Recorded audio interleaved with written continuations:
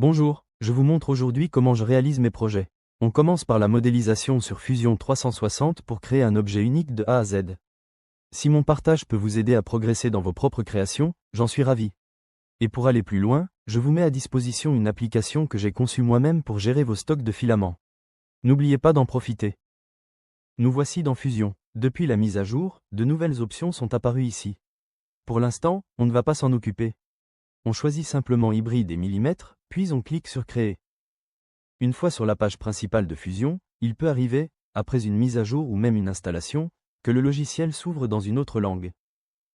Pour remettre Fusion en français, va dans Profil, Avatar, puis Préférences.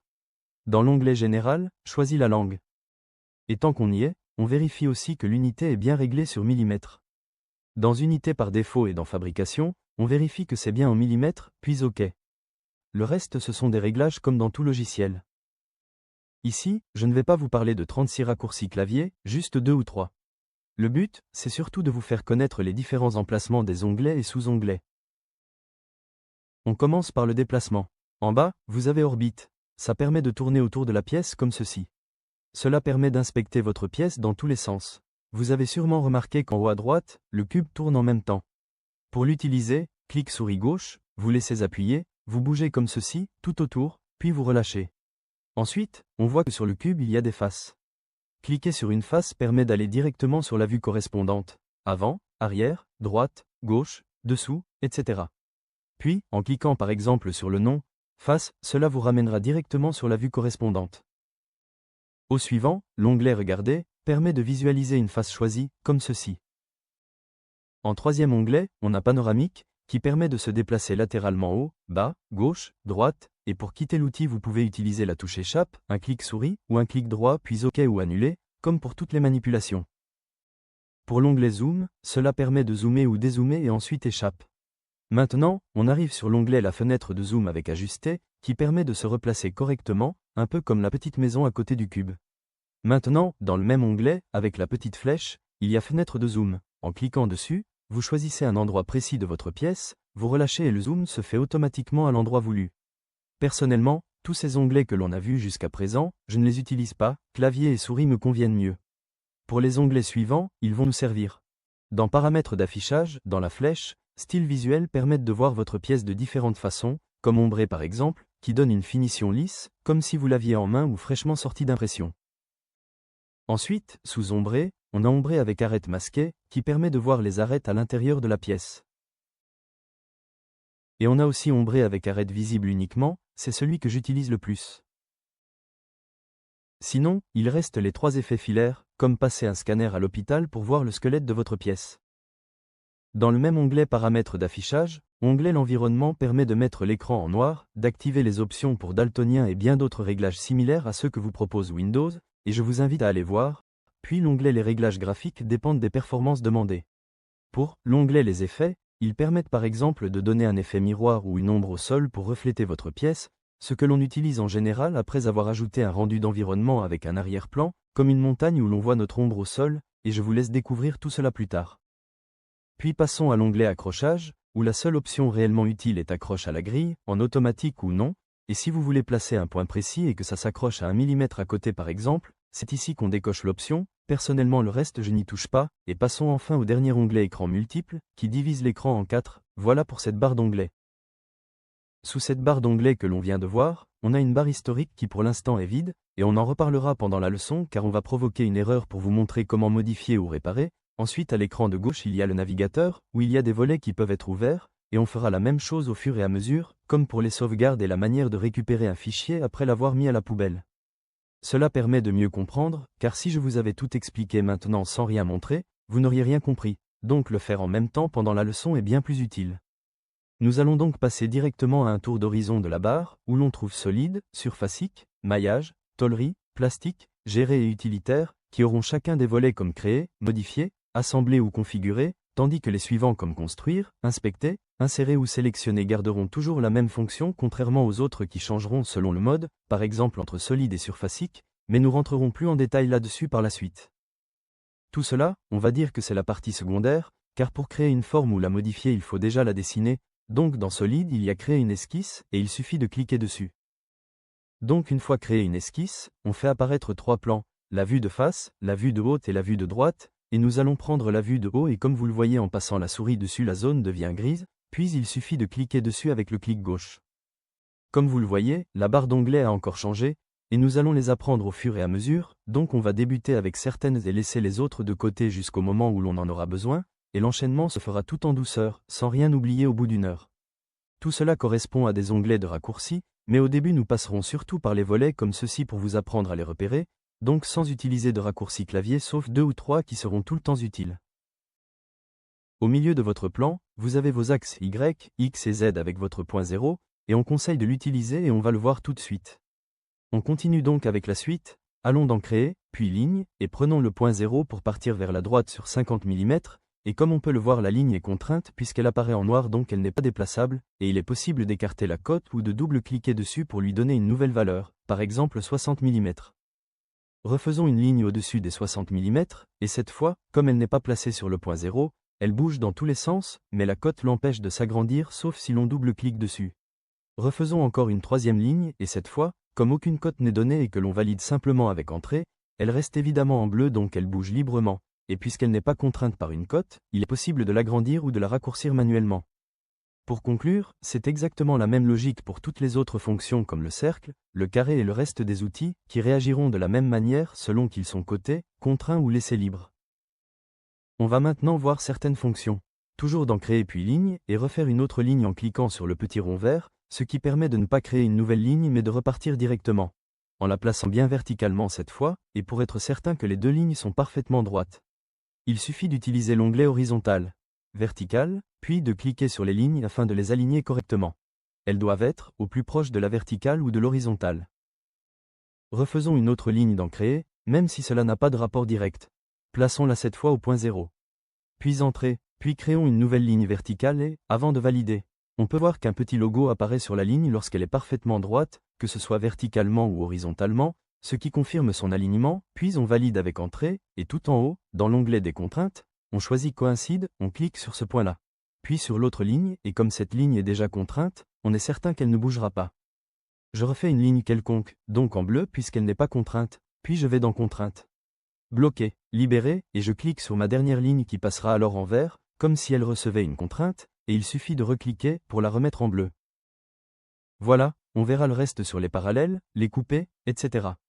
Au fur et à mesure de la leçon, passons donc à l'autre onglet, toujours dans Créer puis Ligne centrale, elle permet simplement de partir de son propre point de départ. Et nous allons ensuite voir le carré et le cercle avec leurs différentes fonctions, et pour les polygones ou autres formes ce sera exactement la même logique avec les mêmes outils, donc inutile de vous les montrer maintenant puisque nous les verrons plus tard dans les leçons 2 à 4. Continuons avec rectangle, toujours dans Esquisse, Créer, Rectangle. Puis rectangle 2 points, et en partant du point 0 on sera sur des lignes contraintes et de plus on va les coter par exemple de 50 mm, puis avec la touche Tab on change de cote pour mettre 80 mm. Et on valide avec Entrée. À nouveau cette fois, le rectangle 3 points. Comme ceci, sans côté, simplement clic souris 1. Puis 2, puis 3, voilà. Et il nous reste le rectangle par le centre, ce qui veut dire que l'on démarre directement depuis le centre, comme ceci. Passons au cercle, même principe. Dans Créer, Cercle, on a 2 points et 3 points, puis, les versions 2 points tangents et 3 points tangents. On commence par le cercle, si l'on cote ou non on part toujours du milieu, puis on refait. Cercle 2 points, point qui permet de partir d'un côté à l'autre. Et enfin le cercle 3 points, point qui veut simplement dire que l'on place 3 points comme ceci. Pour les points tangents, j'ai déjà fait 2 lignes sur mon esquisse. Alors, 2 points serviront à se placer sur 2 lignes et 3 points sur 3 lignes. Faisons directement le 3 points tangent dans Créer, Cercle, Cercle 3 tangentes, faire un clic sur la première ligne, un deuxième clic sur la deuxième. Et un troisième clic sur la troisième. Faisons le polygone, toujours dans Esquisse, Créer, polygone circonscrit, qui part du point milieu jusqu'au point milieu de la ligne. Puis on refait dans Créer. Polygone inscrit, qui lui part toujours du milieu mais va cette fois jusqu'au point, et pour finir, toujours dans Créer, on utilise le polygone défini par arête comme ceci, que l'on va coter cette fois-ci à 50 mm. Et clic gauche de la souris, on s'aperçoit que l'on peut choisir le nombre de faces, on va donc prendre 10 faces et valider avec Entrée, puis on va voir leur fonction de mouvement tout de suite avec l'onglet Contraintes. Il nous reste sur l'écran, un polygone, comme exemple. sans aucune contrainte donc sans point zéro ni code défini, et comme vous le voyez il bouge, il s'agrandit. Alors on lui met une cote esquisse dans Créer, code d'esquisse, de 50 mm.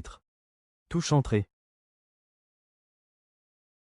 On va mettre la ligne des 50 mm horizontalement, puis on va dans l'onglet Fenêtre contrainte, horizontale, verticale, pour la mettre bien droite, comme ceci.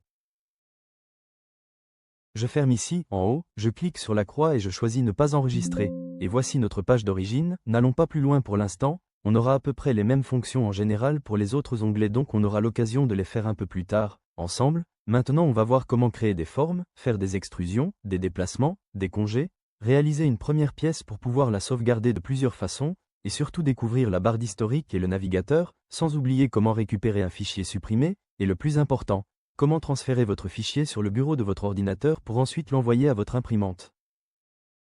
Nous allons donc commencer par faire une boîte de deux manières. Évidemment, il existe d'autres solutions mais comme on les verra plus tard on les montrera forcément. Donc inutile de vous les montrer maintenant. Dans Créer esquisse, on choisit la face du haut, puis Créer dans Onglet ou Favoris. Rectangle par le centre 100 mm par 100 mm, et on le place au centre du point 0, voilà, ce qui rend toutes les lignes entièrement contraintes en noir. Nous allons donc sélectionner une ligne, puis, dans Modifier, dans Créer, Décaler, on voit qu'on peut obtenir une deuxième ligne rouge. Mais non, ce n'est pas ce que l'on veut. Donc on appuie sur Échappe. Sinon on aurait pu faire un double clic sur la ligne et tout se serait sélectionné, mais on va directement dans Créer, Décaler.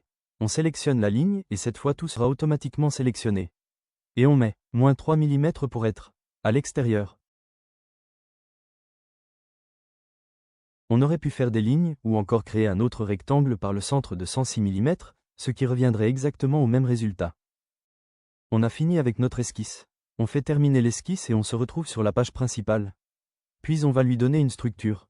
Donc créer décor, comme on appelle ça dans Fusion. On va dans Créer, Extrusion, on sélectionne le fond de la boîte et on met 3 mm. Parfois l'esquisse disparaît, alors on va dans le navigateur, on sélectionne la fenêtre esquisse comme ceci, puis on la fait réapparaître avec l'icône de l'œil, et voilà. Quand on a des dizaines d'esquisses, pour ne pas être gêné, on cache simplement ce dont on n'a plus besoin, le reste du navigateur on le verra plus loin. Puis on refait la même chose. Créer, Extrusion, on sélectionne tout le tour et on le monte de 50 plus 3 mm. Évidemment on aurait pu mettre directement 53 mm, c'était juste pour vous le montrer. J'ai fermé et j'ai recréé une esquisse propre sur la face du haut, et j'ai fait un rectangle à 2 points, exprès pour ne pas partir du centre 0 ni avoir un carré centré de 100 x 100 mm, on verra pourquoi après avoir refait la boîte, et en plus je n'ai pas fait de décalage, donc je termine l'esquisse. Maintenant, on fait une extrusion de 53 mm sur le carré. Et voilà, on obtient un joli cube. Puis on va le creuser avec l'onglet « Modifier, coque », en mettant 3 mm à l'intérieur. Et voilà la même boîte. On peut faire le tour. On va laisser là comme ça. On y reviendra dans la leçon 2, et maintenant, on va voir les congés et les chanfreins, rapidement, c'est très simple. Puis on passera aux sauvegardes juste après. Alors, faisons une modification. Dans la barre d'historique, on a 3 onglets, on supprime le troisième avec Supprimer touche clavier, qui fera une boîte pleine, comme l'écran. Puis on passe au premier onglet, on fait un double clic, ça nous ramène à l'esquisse, on change les côtes, les 100 mm deviennent 200 mm, puis terminer l'esquisse, et ça se met à jour automatiquement. Ensuite on passe au deuxième onglet dans l'historique, double clic encore, et on remplace 53 mm par 200 mm, puis Entrée, et voilà, un joli carré. Un petit aperçu seulement, parce qu'on fera des historiques bien plus complexes quand on aura des pièces beaucoup plus compliquées, mais pour votre exercice de fin de leçon 1, cela suffira largement. Et n'oubliez pas qu'il y a le groupe Facebook, où vous pouvez nous contacter pour vous aider. En haut, on va dans Modifier, on choisit Congé, puis on prend plusieurs arêtes comme ceci en maintenant la touche CTRL, on met 40 mm, on valide avec Entrée. On va maintenant faire un retour en arrière, comme dans votre navigateur Internet, avec la flèche de gauche juste au-dessus de l'onglet Esquisse, pour revenir au carré. Puis on refait des arêtes, toujours dans Modifier, mais cette fois-ci avec chanfrein. On choisit plusieurs arêtes comme exemple, 40 mm, puis Entrée. Et voilà le résultat. Donc, voici un exemple qui permet de faire des finitions comme ceci. Ce n'est pas encore terminé, c'est toujours en cours de finition, et il me restera l'assemblage pour le rendre fonctionnel. Pour l'assemblage qui est déjà en partie dans un autre fichier.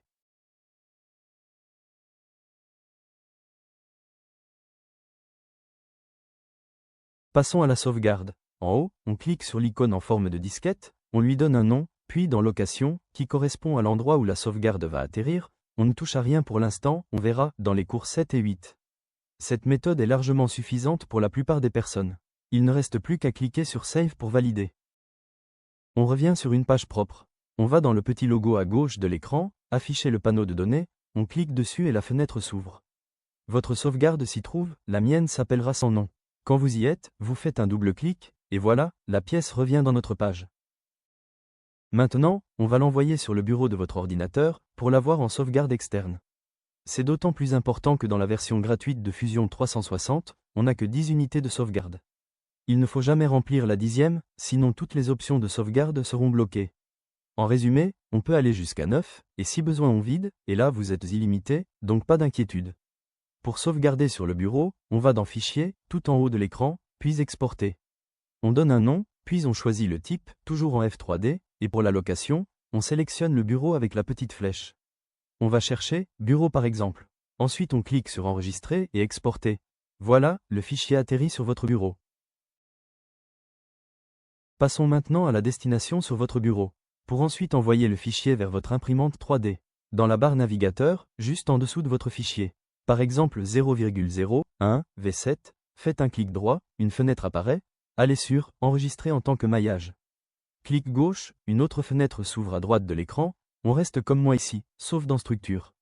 Si vous avez un seul corps, vous choisissez un fichier, et si comme moi vous avez la boîte et le couvercle, vous choisissez un corps par fichier. Ensuite OK, mettez un nom, puis dans la dernière case en face de Ordinateur, choisissez la destination, bureau ou autre emplacement, sauvegardez et cliquez sur Save, voilà, mes deux fichiers sont prêts pour aller sur ma P1S.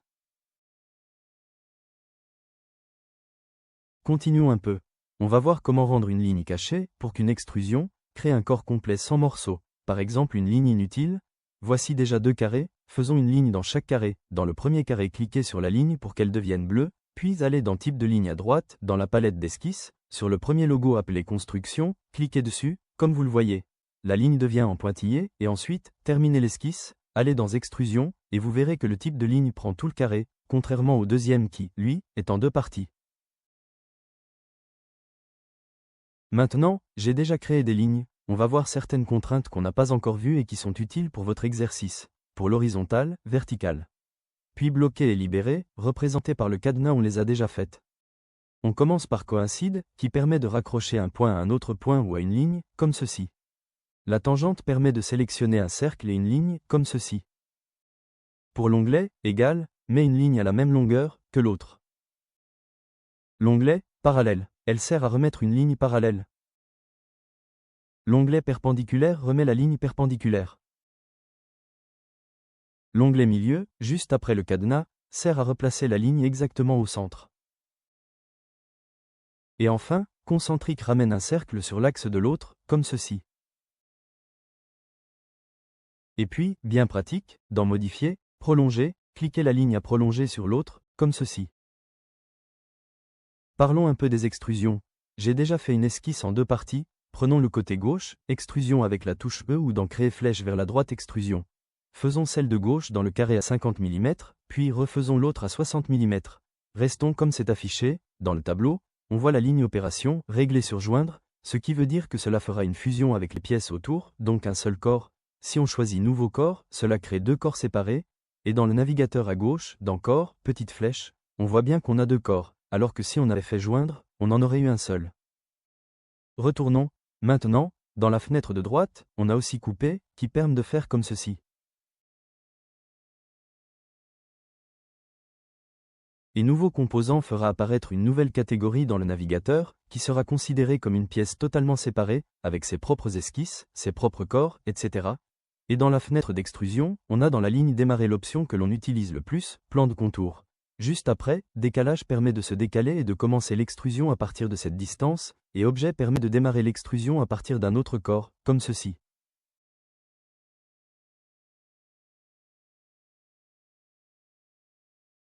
Dans Direction, on a d'abord un côté, celui qu'on utilise déjà, puis deux côtés, qui veut dire qu'on extrude manuellement des deux côtés, ou Symétrie, qui permet de partir des deux côtés en même temps et avec la même cote, comme ceci. Et pour finir, dans la fenêtre Type d'étendue, on a d'abord Distance, que l'on utilise déjà. Ensuite vers l'objet, qui permet d'extruder jusqu'à la face que vous choisissez. puis tout, qui traverse entièrement la pièce jusqu'à l'élément le plus éloigné, comme ceci.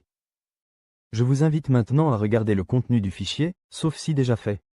Il y a un document qui explique certaines choses, je vous laisse découvrir.